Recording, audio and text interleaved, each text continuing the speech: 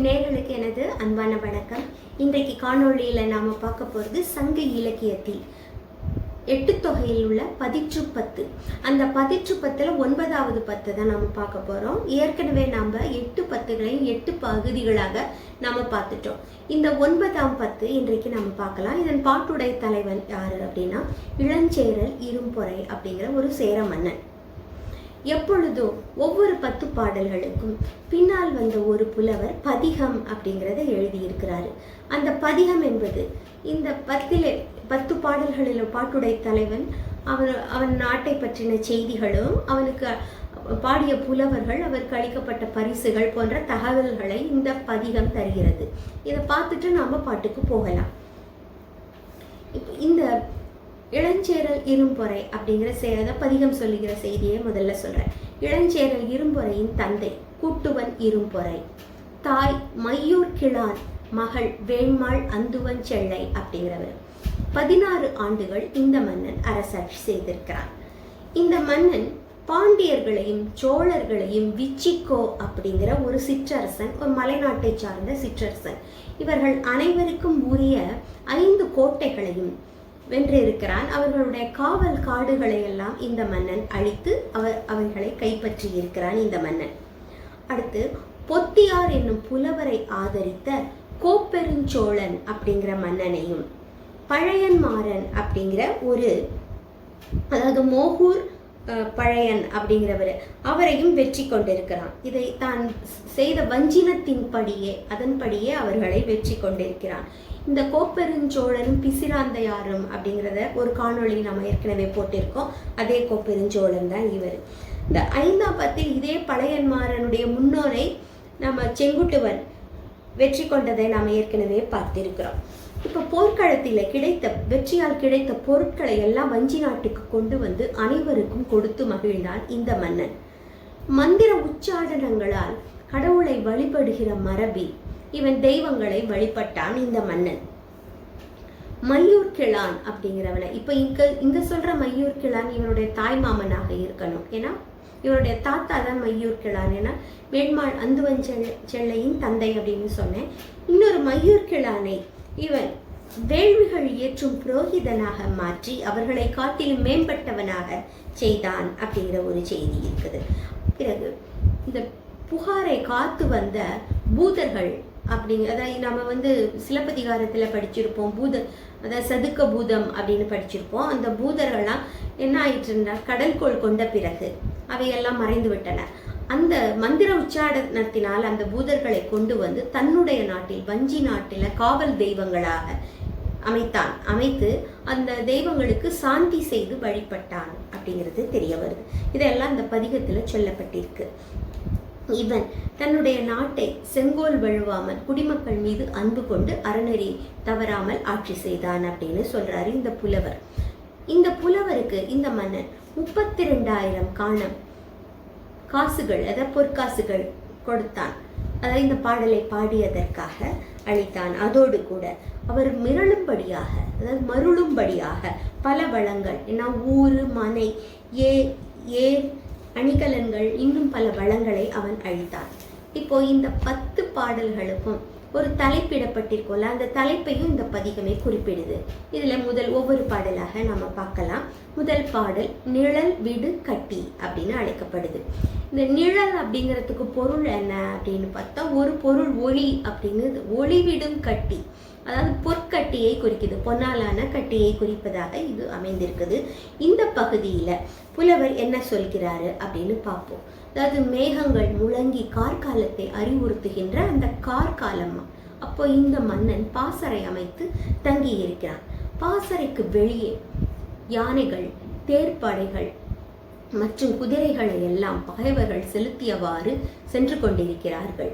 ஆனால் இவர்களை நெருங்க முடியவில்லை. ஏன்னா இவனுடைய படை மறவர்கள் இரவு பகல் பாராமல் அந்த பாசறையை காவல் காத்து கொண்டு சுற்றி கொண்டிருக்கிறார்கள். இருட்டிலும் அவர்களுடைய கைகளில் உள்ள அந்த வீரவாள் ஒளிரும்படியாக வீர வளைகள் எல்லாம் ஒளிரும்படியாக அவர்கள் காவல் காத்து கொண்டிருக்கிறார்கள். இப்படிப்பட்ட ஒரு காட்சியை தான் இந்த புலவர் காட்டுகிறார். இந்த மன்னனும் பகைவர் நாடுகளுக்கு சென்று பாசறை அமைத்து தங்கி அவர்களை வெற்றி கொண்டு இந்த மன்னன் அவர்களுடைய நாட்டிலே கொள்ளையடிப்பது என்கிற மரபை ஒழித்து, அதாவது கொள்ளை அடிக்காமல் அவர்கள் கொடுத்த திரைப்பொருளை வாங்கி அவர்களுடைய பொன்னை, அவர்கள் அளித்த பொன்னை எல்லாம் உருக்கி, அது அழல் வினை அமைந்த நிழல் விடு கட்டி அப்படின்னு புலவர் குறிப்பிடுறாரு. அதை உருக்கி பொற்கட்டிகளாக செய்து தன்னுடைய படை வீரர்களுக்கு, மிகுந்த வீரத்தை காட்டிய படை வீரர்களுக்கெல்லாம் அளிக்கிறான் இந்த மன்னன் அப்படிங்கிறத இந்த பகுதி குறிப்பிடுது. அடுத்து வளம் நிறைந்த கொல்லிமலை பற்றி, அந்த பகுதியை பற்றி இங்கே குறிப்பிடுது. கொல்லிமலைக்கு சார்ந்தவள் தான் இவனுடைய சேரன்மாதேவி. இவனுடைய மனைவி கொல்லிமலை பெண்ணாக இருக்கிறாள். அவள் கொல்லிமலையில் இருக்கிறாள் அப்படிங்கிறது இந்த பகுதி காட்டுகிறது. கொல்லிமலையில் பலா மரங்கள் நிறைந்து உள்ளதையும் மூங்கில்கள் நிறைந்து உள்ளதையும் இந்த பகுதி காட்டுது. மூங்கில் குழல்கள்ல கல்லை ஊற்றி செல்வந்தர்கள் வருகிறவர்களுக்கெல்லாம் வழங்கி வாரி வழங்கக்கூடிய வளம் உடையதாக இது இருக்குது அப்படின்னு சொல்லிட்டு இந்த புலவர் இந்த பகுதியில் காட்டுறாரு. அங்கே உள்ள பெண்கள் தலையிலே செண்பக மலர்களையும் இருவாட்சி மலர்களையும் சூடி இருக்கிறார்கள். அவர்களுக்கு இடையே பலவிதமான ஒளிவிடும் ஆபரணங்களை அந்த பெண்கள் அணிந்திருக்கிறார்களா.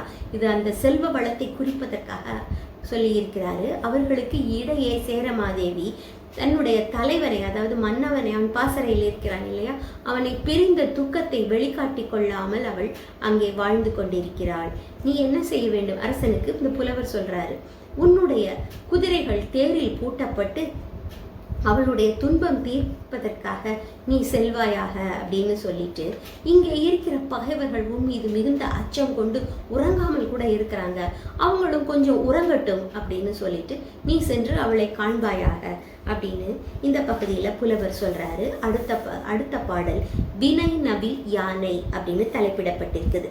அதாவது போர் பயிற்சி உடைய யானை அப்படிங்கிறது தான் வினை நவில் யானை. அதாவது சமர் தொலைத்த யானை, அதாவது போர்ல பெரும் போர் நடக்கும் பொழுது அதில் தம்முடைய திறமையை காட்டிய யானைகளை உடையவன் இந்த மன்னன் அப்படிங்கிறது தான் இங்க காட்டப்படுகிற செய்தி.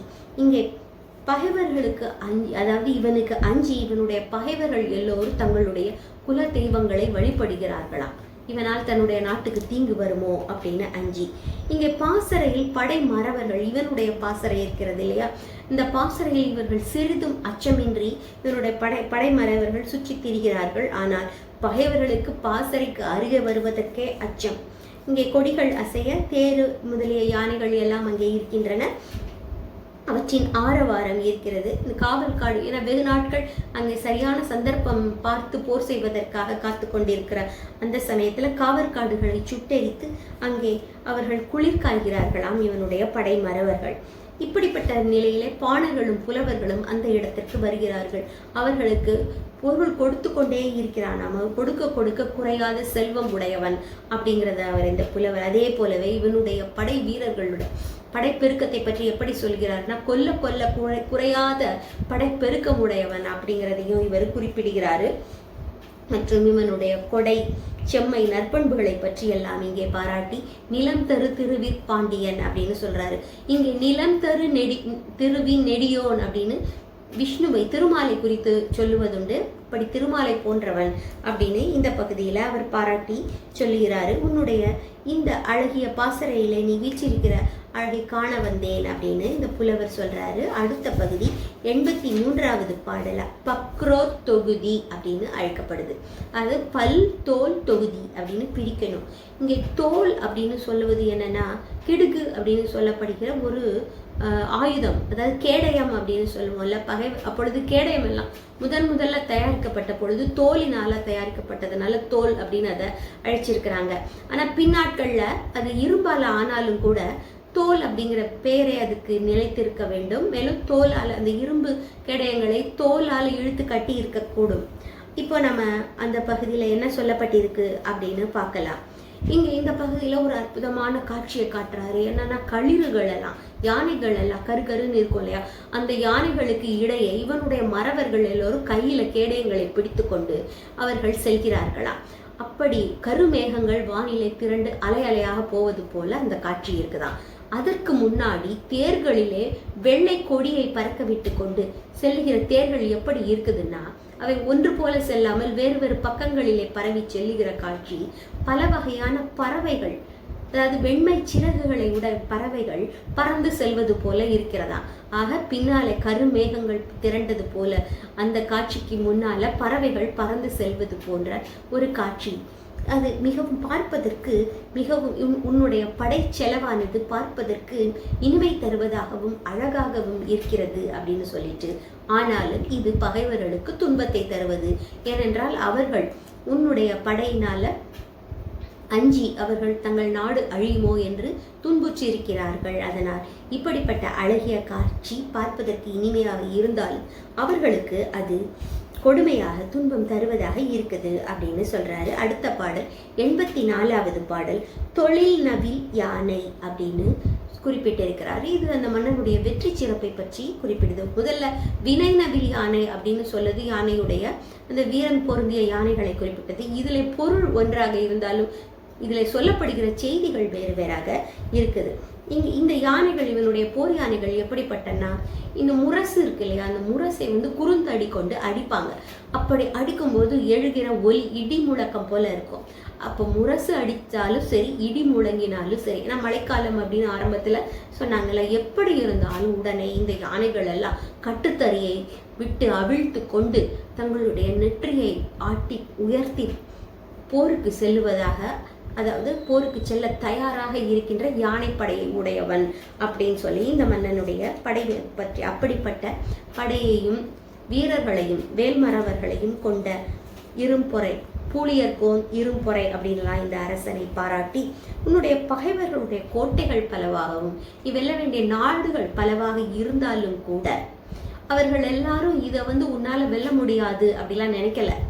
நிச்சயம் நீ போரிட்டால் வென்று விடுவாய் அப்படிங்கிறத அவங்க அறிந்திருந்தும் கூட உன் மீது பகை பாராட்டி இருக்கிறார்கள் என்றால், அவர்கள் யானையின் காலில் இந்த மூங்கில்கள் எல்லாம் பொடி பொடியாக அழிந்து விடுவது போல அவர்கள் உன் மீது கொண்ட பகையினால் எதிர்த்தால் நிச்சயம் அழிந்துபடுவார்கள் அப்படின்னு இந்த பகுதியில புலவர் சொல்றாரு. இங்கே இவனுடைய வீரர்கள் எல்லோரும் வெற்றி கிடைத்த பிறகு இவனை சுற்றி ஆரவாரம் செய்வது எப்படின்னா, வெகு நாட்கள் மழை பொழியாமல் இருந்து மழை வரும் பொழுது பறவைகள் எல்லாம் ஆரவாரிப்பது போல இருக்கிறது அப்படின்னு இந்த பகுதியில சொல்றாரு. அடுத்து 85வது பாடல். இது நாடுகாண் நெடுவரை அப்படிங்கிற தலைப்பு கொடுக்கப்பட்டிருக்குது. இது நாடுகாண் நெடுவரைனா உயர்ந்த ஒரு மலைப்பகுதியிலிருந்து பார்த்தா இவருடைய நாடு முழுக்க தெரியுமா, அந்த பொருள்ல தான் இது நாடுகாண் நெடுவரை அப்படின்னு அழைக்கப்படுது. இந்த பகுதி இல்ல பல மரங்கள் செறிந்து நெருக்கமாக உள்ள நாடுகளை எல்லாம் நீங்கள் வெல்ல வேண்டும் அப்படின்னு இந்த மன்னன் தன்னுடைய வீரர்களுக்கு கட்டளையிட்டானாம். அதே போல சோழனுக்கு பல ஆபரணங்களை அணிந்த சோழனுக்கு எதிராக நீங்கள் சென்று வெற்றியை ஈட்டி வர வேண்டும் அப்படின்னு சொல்லி தன்னுடைய வீரர்களை ஏவினான்.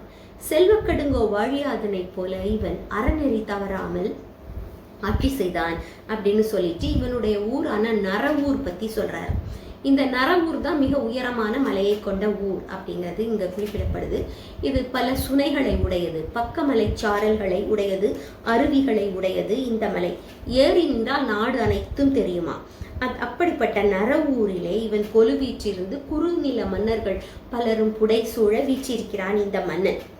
இவன் அறச்செயல்களை செய்ய விரும்பி மரச்செயல்களில் ஈடுபட வேண்டிய நிலைமை ஏற்படுகிறது. போர் இங்கே சொல்லப்படுவது என்னன்னா, கபிலருக்கு செல்வக்கடுங்கோ கொடுத்த பரிசு என்ன தெரியுமா? ஏற்கனவே நம்ம பார்த்துருக்கோம். நன்றா அப்படிங்கிற ஒரு மலையில் மேலே ஏறி நின்று கண்ணுல காண்கிற ஊரெல்லாம் கபிலருக்கு பரிசாக கொடுத்தானா அந்த செல்வக்கடுங்கோ வாழியாதன். எதுக்கு? அவருக்கு பாடிய அந்த 10 பாடலுக்காக. அப்படி பாடிய அந்த ஊர்களை காட்டிலும் உன் பகைவர்கள் உனக்கு அஞ்சி போர்க்களத்திலே விட்டு சென்ற வேல்கள் அதிகம் அப்படின்னு இந்த பகுதியில சொல்றாரு புலவர். அடுத்தது வெண்திரள் தடக்கை அப்படிங்கிற பகுதி. வெண்திரள்னா வெம்மையான ஆற்றலை உடைய பெரிய கைகள் அப்படின்னு இதற்கு பொருள். அதாவது பகைவர்களுடைய உடலில் இருந்து எழும் குருதி புலால் நாற்றம் அடிக்கும்படியாக அதை வெட்டி வீழ்த்தி, அப்படிப்பட்ட போர்க்களம், அந்த போர்க்களத்திலே அவர்களை வெட்டி குவிக்கக்கூடிய ஆற்றல் மிகுந்த கைகளை உடையவனே அப்படின்ட்டு இந்த மன்னனை பற்றி, அப்படிப்பட்ட பெரிய கைகளை உடைய வெற்றிவேல் ஏந்தும் பொறையனே அப்படின்னு இந்த பகுதியில புலவர் சொல்றாரு.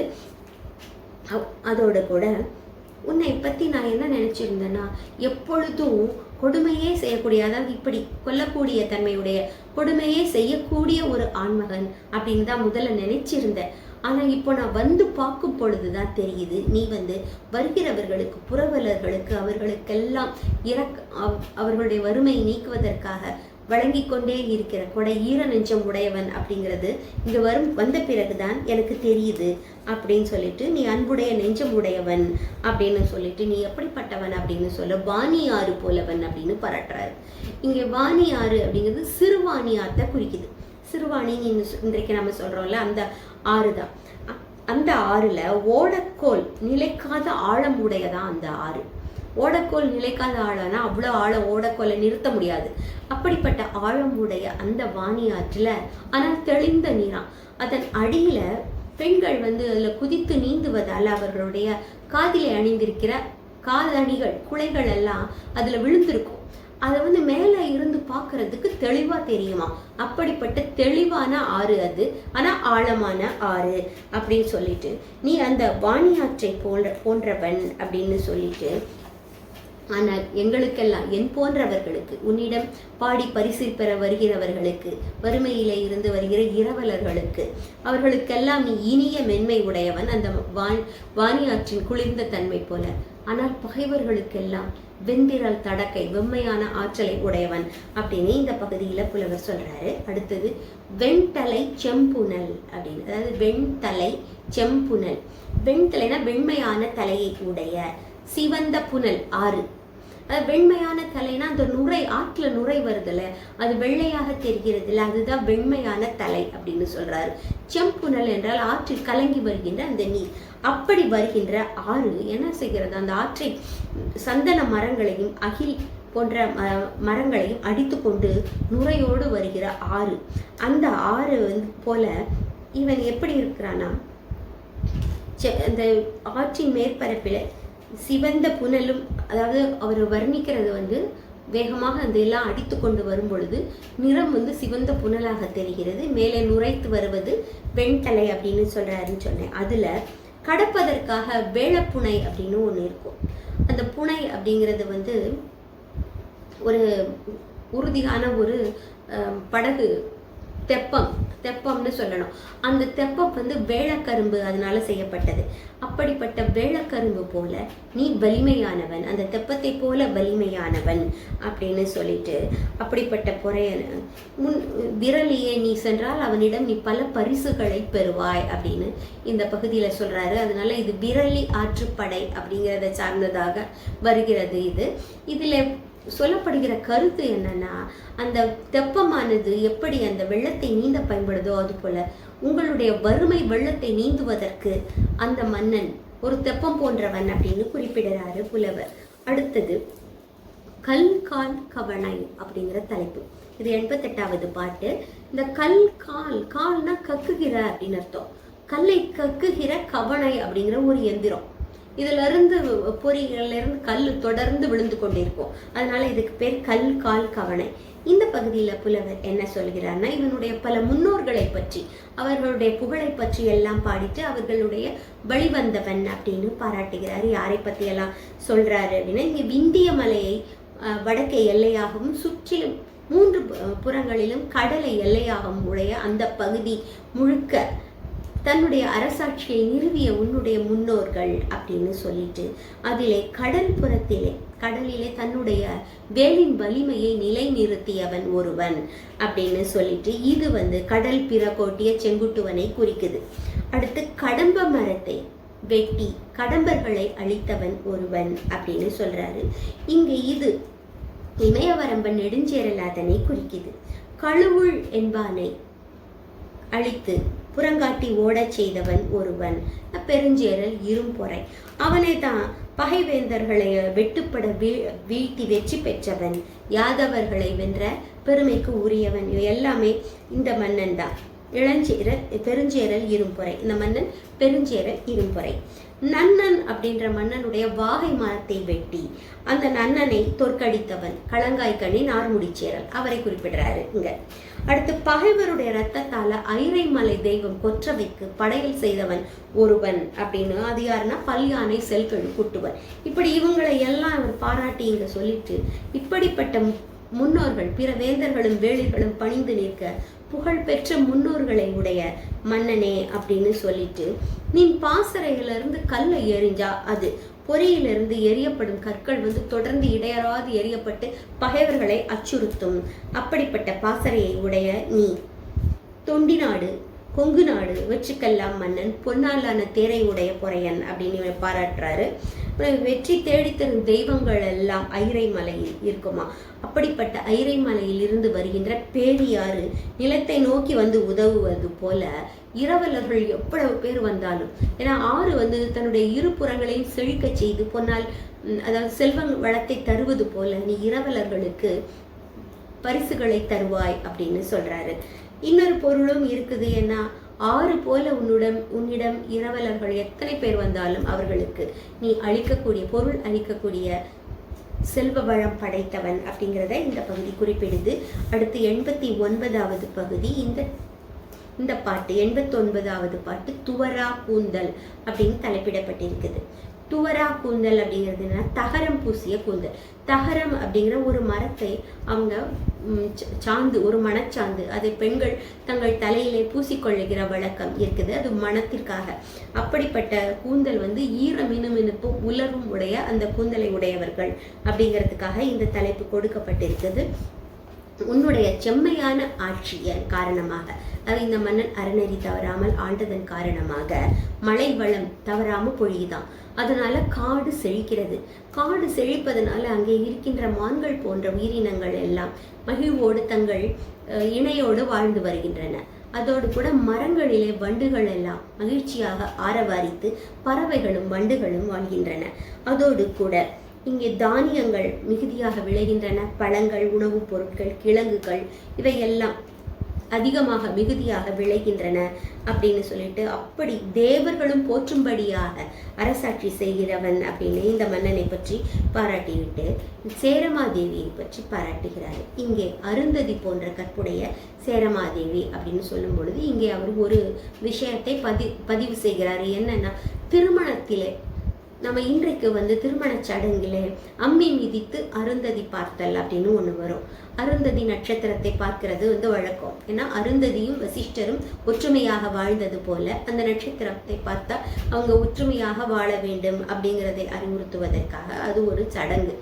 அதை அந்த காலத்திலேயே என்ன இந்த பகுதியில் குறிப்பிடுறான்னா, வதுவை மகளிர் பார்க்கும் அருந்ததி நட்சத்திரம் என்று இந்த பகுதியில் சொல்றாரு அவரு. அப்படி அருந்ததி போன்ற கற்புடைய உன்னுடைய மனைவியாக சேரமாதேவி, அவளோடு நீ நெடுங்காலம் நீடூழி வாழ வேண்டும் அப்படின்னு இந்த பகுதியில் வாழ்த்துறாரு. அடுத்து 90வது பாடலாக பலி கெழு தடக்கை, அதாவது வலிமை மிகுந்த பெரிய கைகள் அப்படின்னு பொருள். இந்த பகுதியில் என்ன சொல்றாருன்னா, இந்த அரசனுடைய பேராற்றல், வீரம், கொடைச்சிறப்பை பற்றி எல்லாம் இந்த பகுதியில் சொல்றாரு.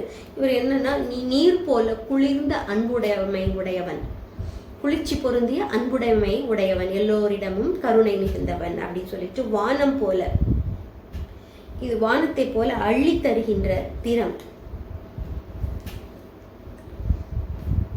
வானத்தை போல பேராற்றல் உடையவன் அப்படின்னு சொல்லிட்டு, இங்கே கடல் போல குறையாத செல்வம் உடையவன் அப்படின்னு சொல்றாரு. வானம் போல அளவிறந்த ஆற்றல் உடையவன் அப்படின்னு சொல்றாரு.